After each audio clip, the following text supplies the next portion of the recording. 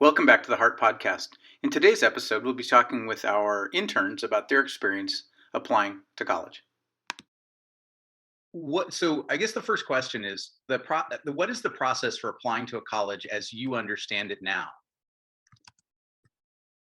Like with the schools that you guys apply to, was it the same process at every school, or was there dramatic differences? I think like for like most of the schools I applied to, it was on Common App, so it was pretty much the same, and then I just had to write like different essays for like different. Okay, great, awesome. Um, were all your schools in California? Okay. Um, did you notice any big differences between the applications, between um, different schools? I I didn't really notice a big difference. Like I think the main difference was just like some of the questions that they would ask would be different and like different styles of questions. Okay. Can you think of an example off the top of your head? Like for USC, they had like they also had like a short question, so you would just like put in random phrases and like things like that, and like but like for other schools, they might just be like one singular like 600 word limit essay, and so it's like yeah. When, wait, okay. So when you say they had random random questions, are they questions you put random stuff like? Can you elaborate on that a bit? Oh, like it would be like what was your favorite snack, or like what's your dream place, or how would you describe yourself in like 3 words. Okay, interesting. Okay. Um, and what is your understanding of what happens with the applications once it gets to the school? Does anybody know what the review process is like at the universities? I think the review process at each university is probably pretty different. Like, I think they all have their own process and how they review it. Like, I know, Michigan, like, they use a scale. I think it's like 1 to like 12 or something, and they like rate your application on that scale. And then if you're like ranked like maybe like 1 to 4 or 3 or something, like you get admitted, something like that. Okay. Do you know what the metrics are that they use to do that? No, I know there's this data set online that you can look up. I forgot what it's called, but I think it's like common data set for like University of Michigan or like University of something else. And then they tell you like what they prioritize as like least important, important, and like most important. So Okay, like cool. grades and like extracurriculars might be like most important. Um, I don't know if that scaling's very accurate. And I Okay. feel like everyone's kind of in the blank about like what they really value until you like work in admissions. So yeah, I know like most universities will probably have like 2 people look at your application, 2 or more people, so you get like more than one person just judging your application. Right, right. Yeah. Okay. So it's interesting that you're submitting an application and you don't.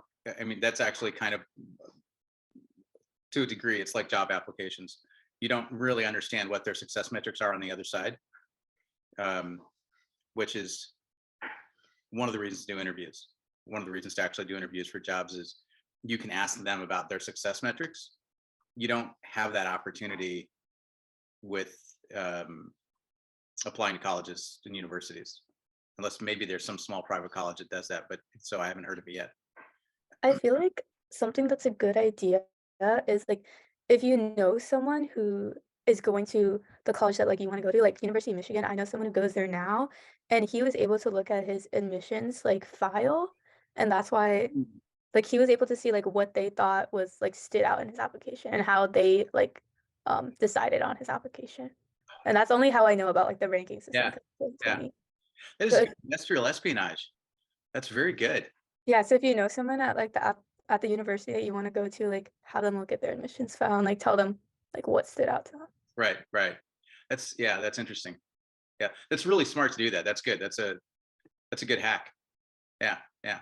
The equivalent of that when when you're talking about job applications is clearly to network with people inside the company and find out how people's brains work in the company. What are the problems they're seeing? Um, what they see as success metrics inside the company versus failure metrics, who's been successful there and who's failed. So having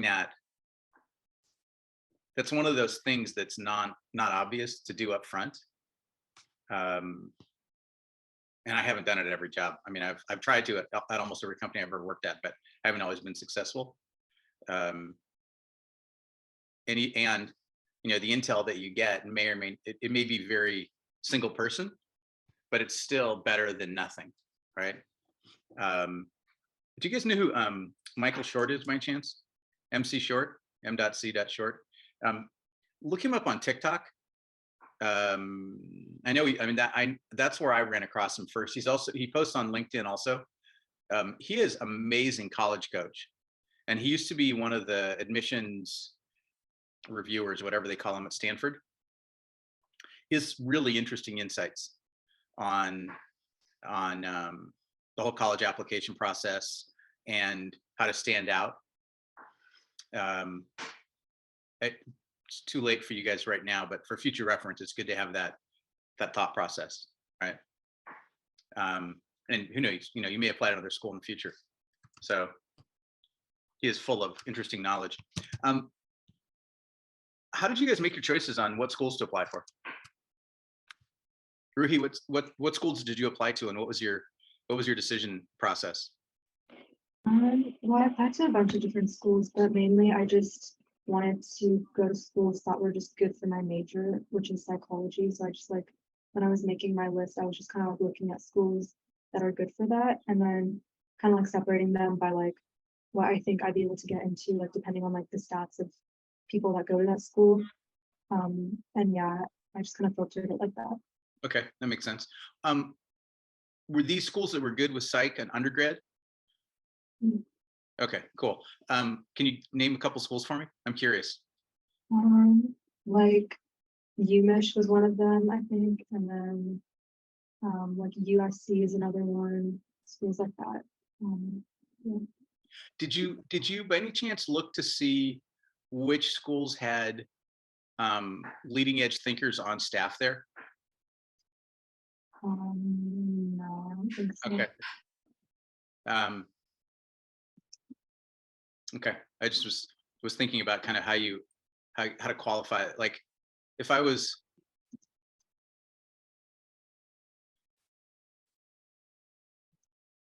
UC San Diego has a bunch of neurological researchers, so I would be inclined to want to go there for grad school because you get access to the researchers. Undergrad, not so much, because there's a bazillion undergrads there. But on the grad school side, definitely that would be a good choice. I'd be curious about going to whatever school Brene Brown works at in Texas also. And then wherever, God, I'm totally spacing on the woman's name. The woman that wrote Grit has got ongoing research with and she's a university prof. She might be in Michigan, actually. I know she's not in California. That might be another interesting place to go, is where there's named talent doing stuff, because they're going to be on the leading edge. And Stanford has Huberman from the pure chemical perspective, but also there's a woman who's there who's also really good on research around psychology and how our brains work.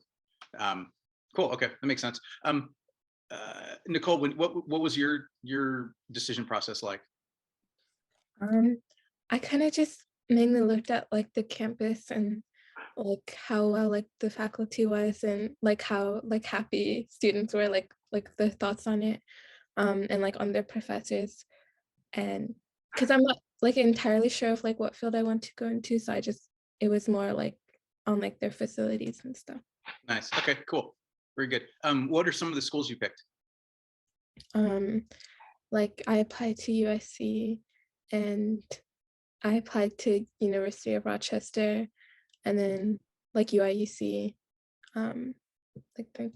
UIUC, what is that? Oh, like University of Illinois Urbana-Champaign. Oh, okay, okay, yep. Did anybody apply to the University of Hawaii? I did. You did. Awesome. Okay, good. Yeah, it's beautiful. That campus is awesome. And it's in Hawaii. I mean, come on, it's amazing. Yeah, there are few things better than getting up in the morning and going surfing before class. So, highly recommend it. Cool. Okay. What were the parts of your decision tree that were like, yeah, I'm not going to that school? I For think anybody? no, for me, it was mainly like if like the students, like if the culture wasn't, it was like really toxic and like the students there were like really depressed or like unhappy. How would you know that? I don't know, like talking to like random people and like seeing what they say. Okay. Okay. Is there like a Yelp for universities where people talk about that? Or Glassdoor or anything like that? Yeah, like sometimes people just like post on like random things online, and so like you just Oh, interesting. Interesting. Okay. Huh. Yeah, you would think that there would be a really good review site for colleges and to be able to see what's because you're going to be there for a while, right? And it's going to be a serious embedded experience, and you'd want to know about that. I Yeah. think I feel like there are a lot of like sites where you can find information on colleges. Like you can go on like TikTok or Reddit, and there's like some specific ones too. I can't remember off the top of my head, but there definitely are sites where like you can look at the stats, the environment, like the campus Mhm. culture and that stuff. Did any of you actually spend any time doing that, or do you just kind of go for here's my top picks and that's it? Well, I think you have to because you don't start off with like 20 colleges. I feel like you start off with like 50 colleges and then you have to like cut it down. Okay. Okay. Interesting. Yeah, I guess that makes sense. I mean, my experience is totally different. I just applied to one school and got in, and that was it. And yeah, that was, and also so I'm to University of Hawaii, and because I lived there, they had a preference for accepting residents versus folks from out of state, and so that and my SAT scores were good enough that they wanted me there. So cool. Okay, awesome.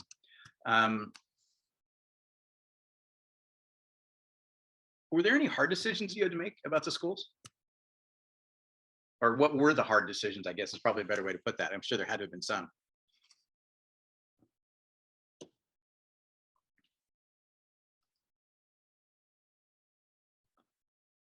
Okay, Ruhi, I'm going to pick on you. I guess, what were the hard decisions you had to make?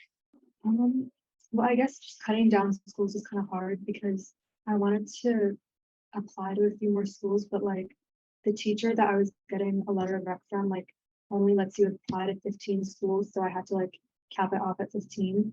And so it was like difficult deciding which schools to remove, especially because there were like some schools that are really good. But I just like kind of have to get rid of them because I just didn't have space to apply. Okay, that's interesting. So it was just purely a force. You got a force rank. Yeah. Kind of thing? Yeah. Okay. Interesting. Sonia, what about you? I didn't have the same problem. I could like apply to as many schools as I wanted. But I feel like there's also like you don't want to apply to too many because then that's a lot of work on you. Yeah. I think yeah, kind of what Rudy said, like cutting down schools, even though there's like a lot of really good schools, it's kind of tough like making that choice if you would go to that school or not, or if you have space to apply or not. Right. Yeah, the workload's definitely a factor. Yeah, that totally makes sense. Yeah. In the application process, what's the hardest part? Nicole, what was the hardest part? I Yeah. think it was like coming up with ideas for the essays, like so like because they were all different, and and like pretty much everything was the same, like application wise. The only thing that changed was the essay. So that was like the harder part. Was the you mentioned shared application. How, and I know the I think it's the UC system in California. All use the same application, right? It's one single thing. Did you have to write, when you apply that there, do you have to write a different essay for every school you choose? You just write one. Oh, that okay. So that's leverage.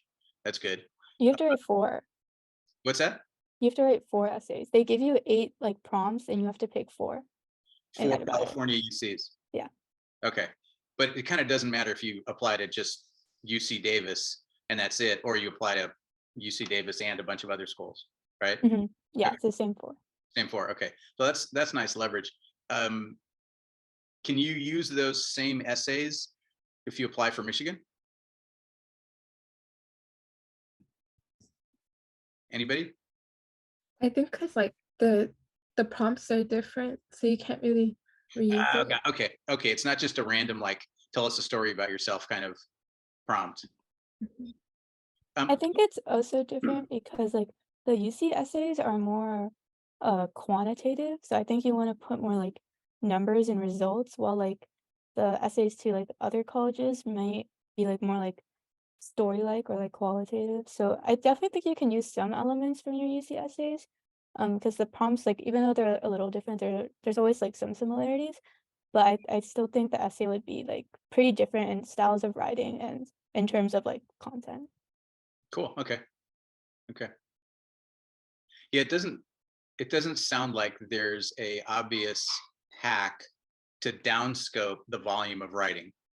It's like the more schools you apply to, the more you have to write. It's kind of what that sounds like. Is that a fair assumption? I feel like for some people, they definitely did have to write like a new essay for each school. For me, I think I tried to reuse a lot of my essays so I didn't have to do that. Um like I know I first started with USC as like my first college to start off with. So I wrote that essay and then like I would revamp that essay for like another college. So in the Mhm. process, like it would address the prompt, but it would also like get better. Like I was looking back at my USC essay and it's like it's so bad because it's the first essay I wrote. And like I'm looking at its like new version now that I submitted to like my most recent college and it's like a Right, lot right. better. Okay. Can you say, wait a minute, I did a revision and send the new one in? No. Oh, okay. You're just, that's it. That's you. You submitted your test results and that's the end of the game. Oh, okay. Well, on the bright side, you did the work to see the difference, right? You understand that. And that's really valuable because now you can see the arc of the quality of your work, right? Mhm. As it's going better. So at the end of the day, it's all about you winning. Like the school's kind of secondary, right? So that's good. Good self-awareness. That's funny. Yeah, I'm always fascinated by how this process evolves. Um, what kind of stresses did you have when you were looking at different colleges, other than obviously the workload of having to write essays? I think it was like also like what if you don't get in, and like things like about like future like anxiety. Mm, yep, yep. Um, what is the thought process around what if I don't get in? I think like for me it was more like if you put in like a lot of work and like it doesn't end up like working out, it's just kind of sad. Yeah. Okay. Do you guys know what the acceptance rates are for any of the schools you applied to? Did you by any chance happen to research that in your as part of looking at the schools? Anybody? Is that a yes you did, or you're just nodding? Like Ruhi, what's the acceptance rate of your schools? Well, it's like different for each one. Like these first typically like apply to schools that are like reaches, so it's like less than 20%, and then like targets, which is like around like 50-ish%, and then safeties, which is like I don't know, like 70%-ish. So it's like you do have to look at the acceptance rate so you know what you're getting yourself into to make sure that like you're not applying to like 15 schools that have like 5% acceptance rates, and then like kind of getting doomed in the end when you don't get into any of them. Right. Okay. That's good. Have you been tracking the increase in acceptances for all those schools? By any chance, did you guys look at the stats on those? Well, typically it's been like decreasing over the years. I think this year it was like even more competitive at certain schools than usual. Like the acceptance rates for a bunch of schools like dropped by a lot this year. So Yeah. I think it just got more competitive. Yeah. It's you are not the only people that are sending in 15 applications. So it just, like in the short time since, so my older son's he's at the end of his sophomore year in college. I think he applied to 7 schools, and that's kind of the number that most of his friends were applying to. Because we kind of, I've kind of straw polled his friends. I don't remember anybody applying to more than 10. I don't even remember who applied to 10, frankly. I'm not sure anybody actually even went to that level. So that in, a fairly short number of years, it's gone up by more than 50%. Like you've applied to more than twice as many schools as my kid did. That was just 3 years ago, right? That's a crazy bell curve going on there. I looked at some stats. Stanford is 3% and 3 and change percent acceptance rate. And their acceptance criteria change every year. So just because like to the idea of what got somebody in, last year, 2 years, 3 years ago, 5 years ago, might not be the same today. That's another piece of the puzzle, which, it's a lot like applying for jobs in that regard, because over the last decade, with all the automation and job applications that's happened, people are applying a lot more to a lot more jobs. And so companies that used to get 10, 15, 20 applications are now getting hundreds, and in some cases even thousands. And the bigger companies like Google gets 1,000+ applications for every role that they post. And so, that's a huge difference from where things were 10 or 15 years ago. I think for us, it's like especially difficult because not only is it like more applications, but it's more applicants. And Right. because like COVID, like we're the first year to like be like applying to college without like the COVID stuff. So like there's also people from like previous years from last year or the year before who are applying with us. So there's a lot more applicants. And then there's also the no testing policy. Like a lot of schools don't require or mandate you to like put in your SAT or ACT scores, so more applicants are like motivated to apply to other colleges. Yep. So then it's just a lot more applicants. So it's just I think it's really hard this year. Yeah. And it's, it's going to be human beings that are going to be reading your applications. The good thing is they should be reading the whole thing. The bad thing is it's still a human, you've got people that are reading and they've got some kind of a mental framework, which is why having 2 people doing it is really valuable, because everybody's head works differently, right? And one person might love your application, the other person might be like, I don't know. And so you want those 2 perspectives. So that's really good. Do you know if there are other knobs, levers that people can use to apply that might be less obvious or less well known? I know a lot of people will pick a less popular major to help them get into a school.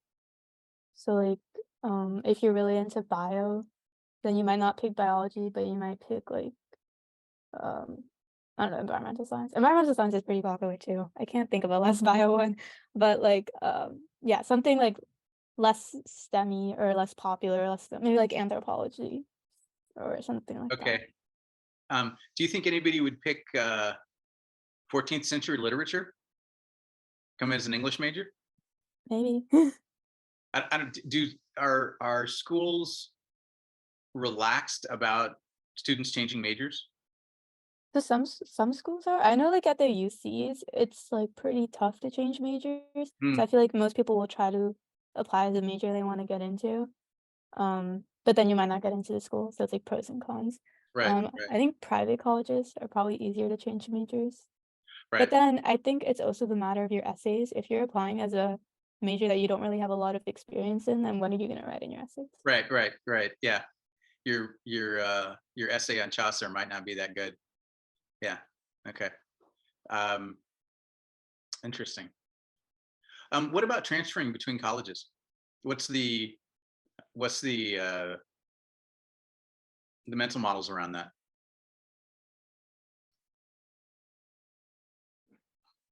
Anybody? Is I that mean, a I thing?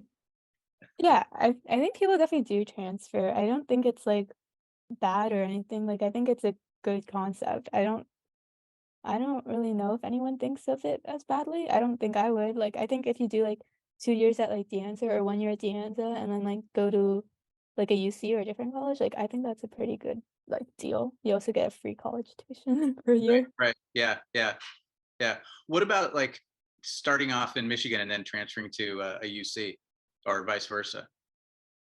I think it's fine. I just think like catching up might be hard.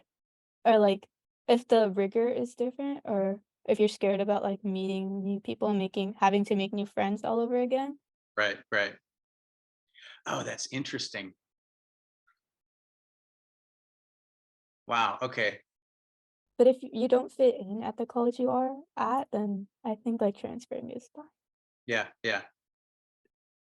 Ruhi, with your psych major, what are your thoughts on moving in between schools? I think it would just kind of be hard, like dealing with such a significant change, like in the middle of college, like having to adjust to like a whole new environment and like make new friends. I feel like that would be kind of difficult and might make it like a little bit hard. But I'm like open to it. I don't know. I haven't thought about it too much. Okay. Yeah, it's interesting because with my older son, when he was talking about what school to go to, that was one of the topics of conversation, because he thought he wanted to go to neuroscience, and he wanted to be in San Diego because we know people down there that are in that field. Um, and he got accepted to, I want to say, Arizona. I was trying to figure out, could he go to Arizona for 2 years and then transfer to San Diego? What would that look like? Um, and yeah, I think because, so growing up, one of the parents of one of my friends was a college prof, and um, she had she's a marine zoologist, and she had transfer students coming in all the time from other schools to University of Hawaii because they have an amazing marine zoology department. Um, and that just seems super normal to me.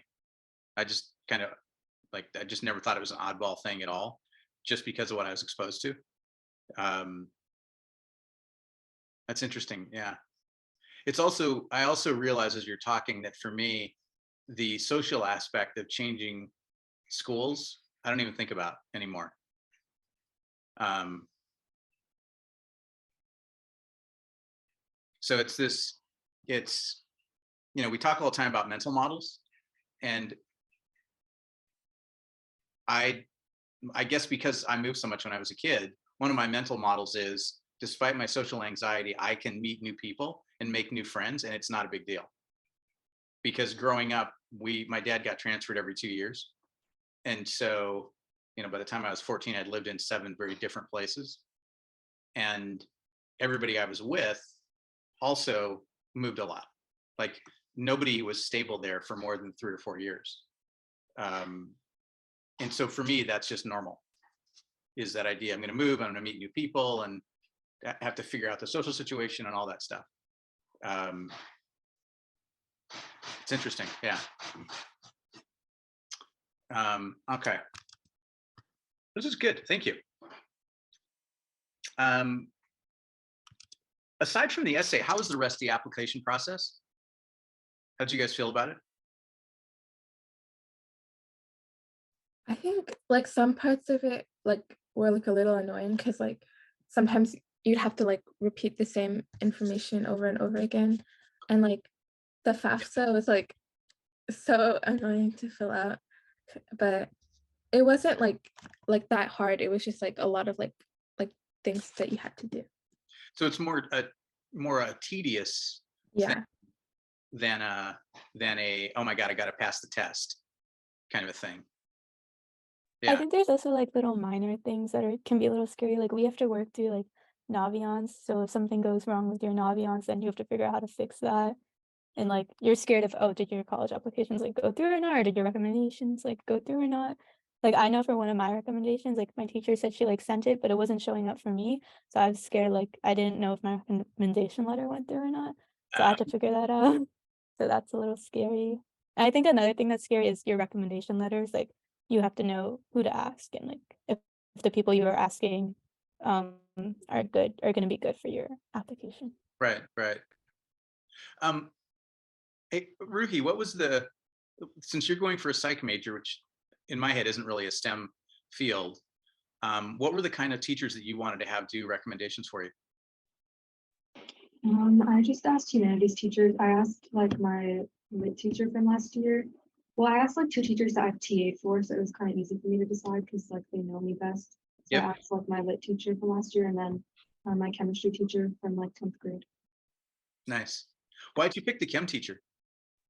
Well, I TA'd for her, so like I feel like she knows me well and would be able to like write me a good one.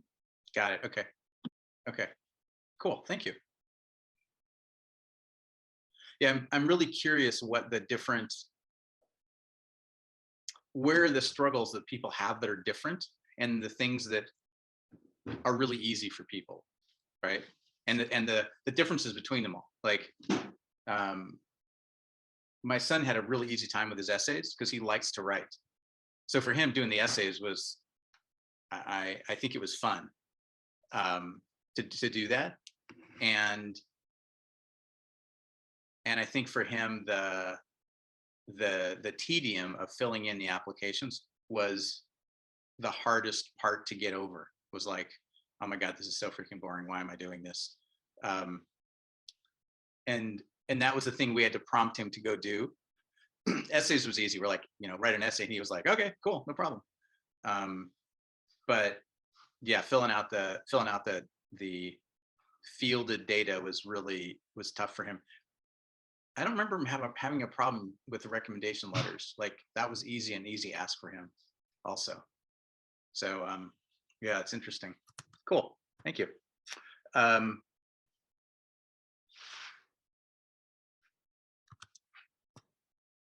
What are the,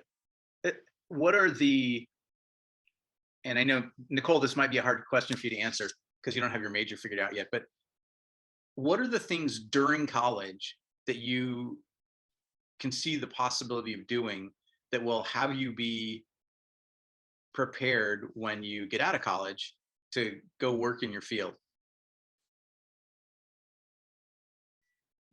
I think for me, like I didn't apply anywhere undeclared. Like I just applied to like where I like I have like some interest in. So I think like for me, it would probably just be like taking those classes and seeing how it like actually feels.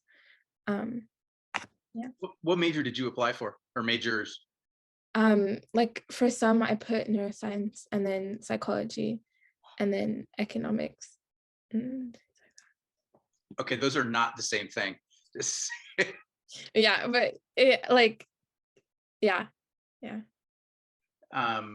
Okay. Kidok. Any thoughts, either Ruhi or Sonia, on how you can do that? I would agree. I think like taking the right classes and what you're interested in or what can like enhance your skill set could be valuable, and also like internships maybe during college or like practicing like interviews. Like I know I was talking to a student at CMU, and she said like she feels very prepared to go out into like finding jobs because they do a good job of like prepping you for it and like helping you interview for it. So yeah. Okay, cool. Ruby, any other thoughts on that whole subject?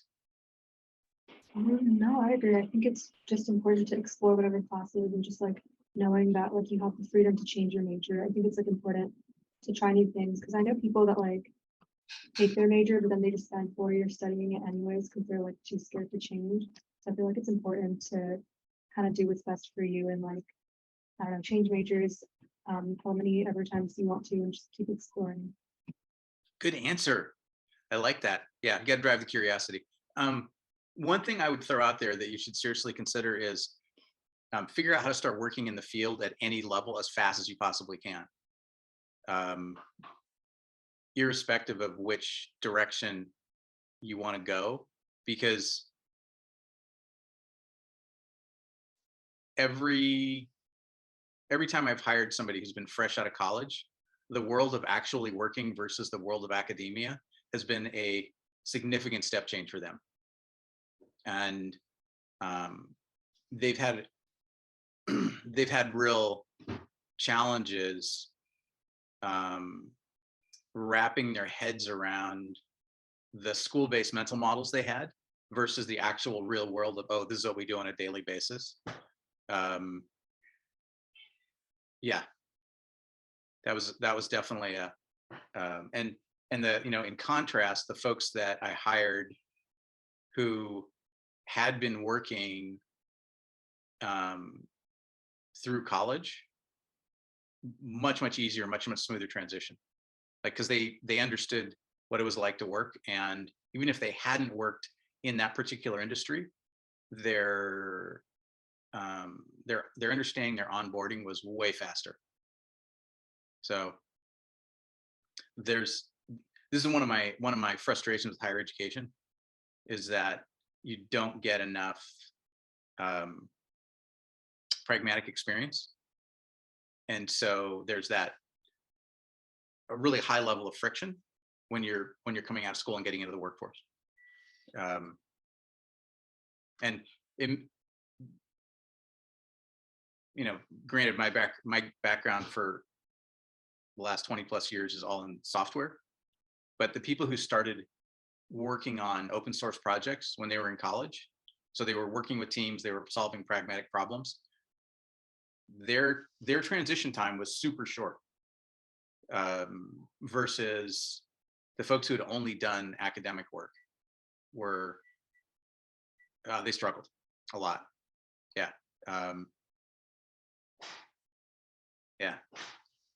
So you want to get as close to that as you possibly can, irrespective of the vertical. And there's always stuff available that you can go and get into. So I would add that into your strategy. Cool. Okay.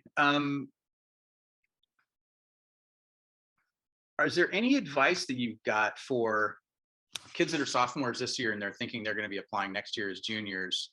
Like, what kind of prep advice would you give to somebody now?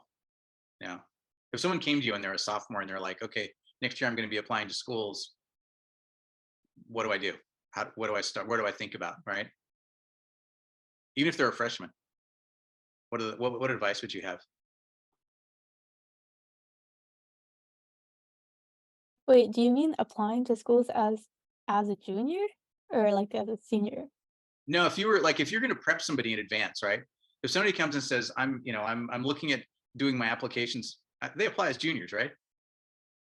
No, you apply as a senior. You applied as seniors? Yeah. Okay. I mean, some schools let you apply as a junior, but I feel like the process would be much more tough for that. I'm not sure how that works. Okay. Oh, that's interesting because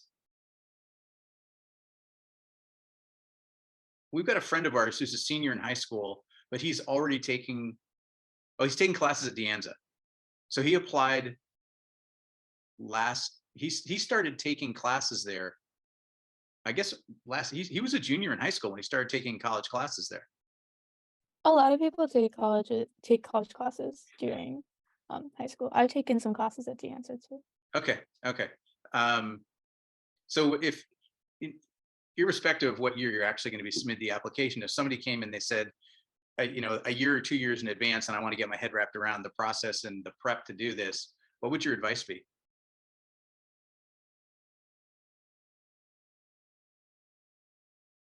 Probably like pick a major and then kind of build your resume around that major. So you have things to show for it.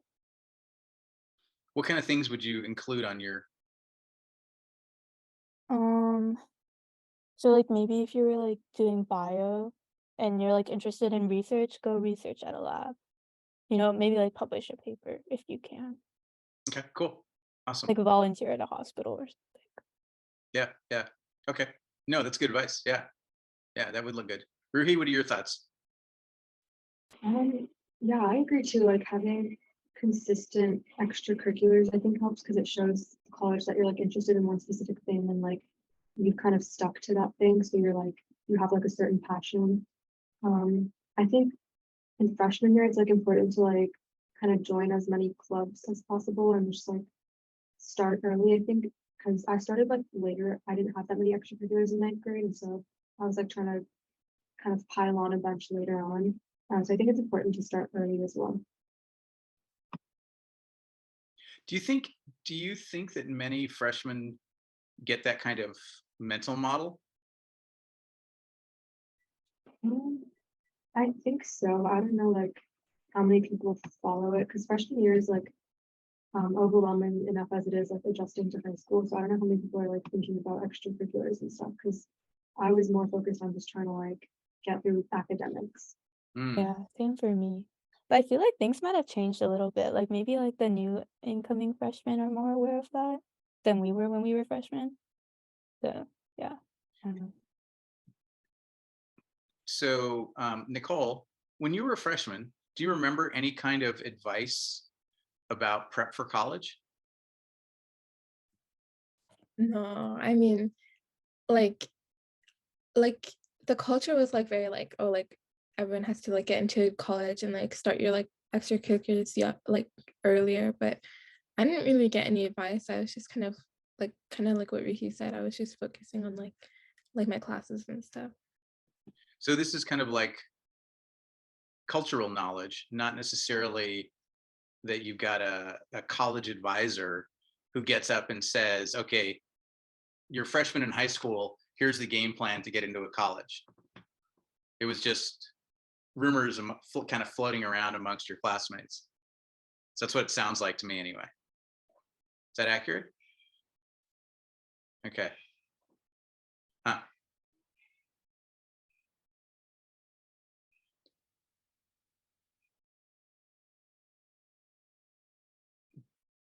Do any of you either know people or know of stories of people who have taken non-traditional tracks to get into schools?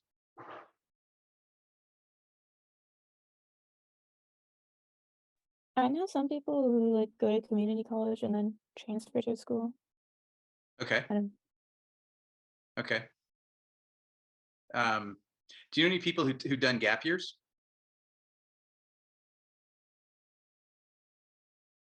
And worked in whatever area? Yeah. Oh, I know someone who like the offer from the college was like you don't start this semester, but you can start next semester. And so they take like a gap semester. Oh, that's interesting. Okay. Yeah. Nicole, do you know somebody who's done that? Yeah, I think like they're like they like apply in senior year and then they like ask if they can like attend like a year later. Right, right. Do you have any thoughts on pros and cons of that as an approach? I think it just depends on the person. Like if you're not really ready enough to like to leave yet, or like there are like some things that you have to figure out first, it might be better to take a gap year, and especially because like tuition is a lot. So it's like it makes sense if you take a gap year and like figure things out and then go. But then I know that there's some people who work better when they're like actually within a university that like can help push them like do stuff. So I think it just depends. Okay. Okay. Yeah, I'm always curious about the outliers. You know, what are other models of people coming into schools? Yeah. And I also wonder if that's as much of an availability as it used to be. You know, if the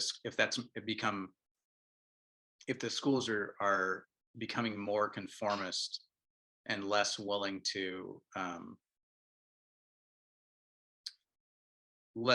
have outlier acceptance policies. Yeah. I'm thinking about, there's a guy who's, I think he's at Stanford now, but he was contributing a lot in the open source community when he was in high school. And he got offers from schools without submitting applications because the computer science departments saw it, because he was well published. People knew who he was speaking. He was very precocious for a high schooler. And schools wanted him to be going to school there because they saw that as a real coup for them to be able to get him in. And, you know, he could have gone anywhere, really.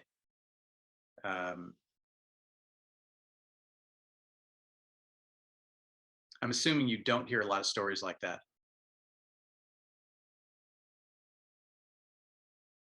Anybody? No? Okay. Yeah.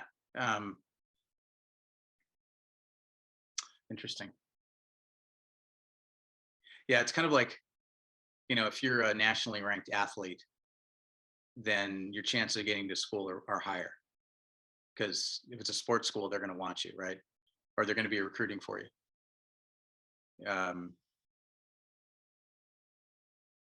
Yeah. Any other thoughts you can think of about the whole college application process? What are the skills that you think you use the most as you're working through, as you worked through the application process?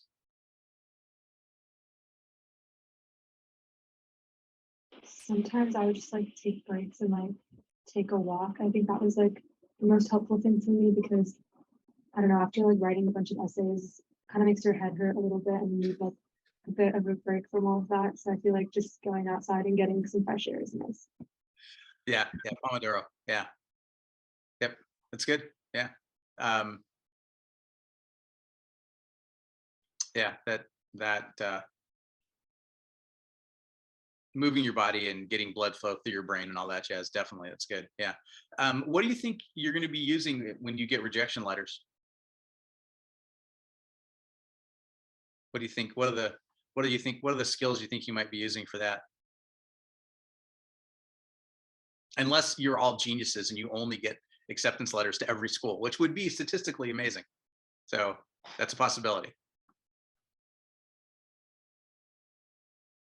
So skills for rejection, what do you think might be valuable to use?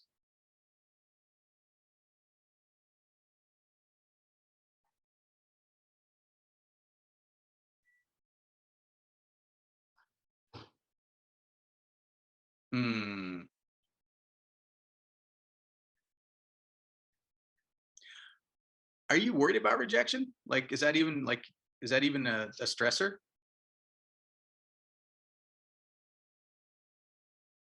I think so. I think like for me, I feel like I anticipate that I'm gonna get rejected. I'm like I already know I'm gonna get rejected. So when I get the rejection, I'm like, okay, that's fine. I already knew this was gonna happen. Okay, good. That's it's kind of having a game plan of acceptance of that's what's going to happen. Yeah. So that's the C in ABC, please. Yeah. Okay, good. Anybody else? Ruhi, what are your thoughts? You're not going to get rejected for anybody. They're all going to take you, and then you're going to have to pick which one you want to go to. I kind of do the same thing. I anticipate it. For me, I'm not like usually surprised when I see a rejection letter because like I've already been like, I kind of already know like I'm gonna get rejected. Okay. Okay. Do you think people are surprised when they get rejection letters from schools? I think it depends what type of school. Like, I know there's definitely, like, some schools where you're like, "Oh, I think I'll at least be, like, waitlisted," you know? Or, "I think, like, this is, like, a safety school, so I'll probably get in." And then if you get a rejection, you're like, "Oh." It's Yeah. like, "Oh, no." I don't know. I think it's surprising then. I think, like, for reach schools, it's not as surprising because it's, like, it's already a reach. Got it. Okay. Okay. That makes sense. Yeah. So that mental preparedness of what's reality in that context. Yeah, that makes sense. Nicole, do you have any thoughts on the topic? I think pretty much the same, just like not letting your self-worth like be tied to like the decisions that you get, because like at like the end of the day, like all they can see is like you on like a piece of paper, and it's not really like who you are. Exactly. Yeah. Yeah. Good. Awesome. That's a good mental framework. Yeah. Yeah. If it's any consolation, Barbara's son got rejected from I think every school except for Purdue. Um, and that was his safety school. And he's there and he's super happy. He's really enjoying it. He's got good grades. He's built up a good personal network, and that's a win. So there's lots of different ways to be successful in the world. So it's I worth. think, like, future rejections aren't like, if you apply early and you've heard back from a school and you've gotten in and, like, it's a pretty good school, then you're at least, like, comforted to know that you at least have a school that you would possibly wanna go to. So then if you get any, like, rejections later, you're disappointed, but it's like, "It's okay, I've still got a school that I would like to go to." Right. Right. Yeah. Yeah. And at the end of the day, any school is going to be what you make of it, right? Like just because you go to a given school it's not magic. Um, it's about what you do with it. Just like, going to work at any given company, it's not magic. It's what you make of it. And so, that's it's the same way. You gotta take advantage of it, not just expect that they're going to force feed you with all the knowledge you will ever need to be successful. It's a ticket to the game, doesn't make you the winning player. So cool. Any other thoughts on college applications that you think freshman, sophomore, or a parent would be excited to know because it would fill in a blank for them?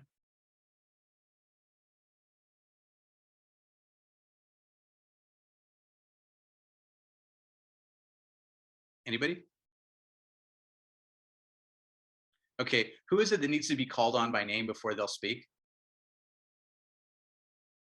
We talked about this once before when you're in class. Sonia's the one that always speaks up because she doesn't want to get called on, but Ruhi and Nicole. So either one of you have any advice? Nicole, any final thoughts?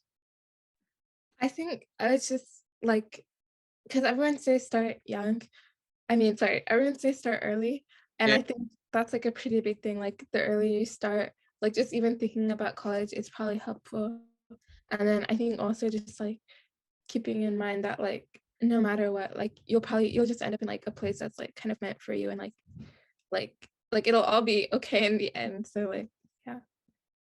it's a good point. Yeah, yeah. It's 4 years out of your life, but you got a lot of years of life. So yeah, that's a good model. Yeah. Ruhi, any thoughts? Yeah, I agree. Just like start in freshman year and try to figure out like what you're interested in early on. Cool. Okay, good. Sonia?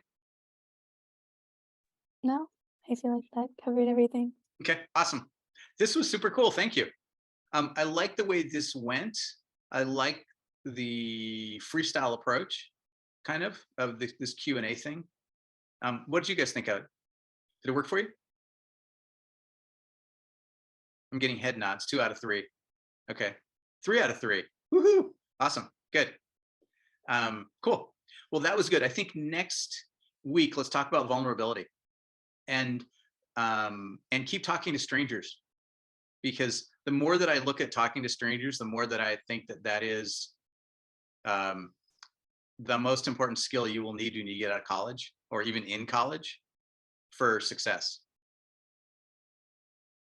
There's just so many things that are possible when you're out talking, when you are comfortable talking to strangers, that if you don't do that, you don't know that they're even possible. So keep doing that. By the way, my older son is now doing that again because he wants a level up in his conversation ability with strangers. So he has homework too at college because he wants to go to another level of doing that. So it's not like because he's in college, he's magically gotten over his fear. So have fun with it. Thank you all, and have a great rest of your weekend. And I'll see you next Saturday.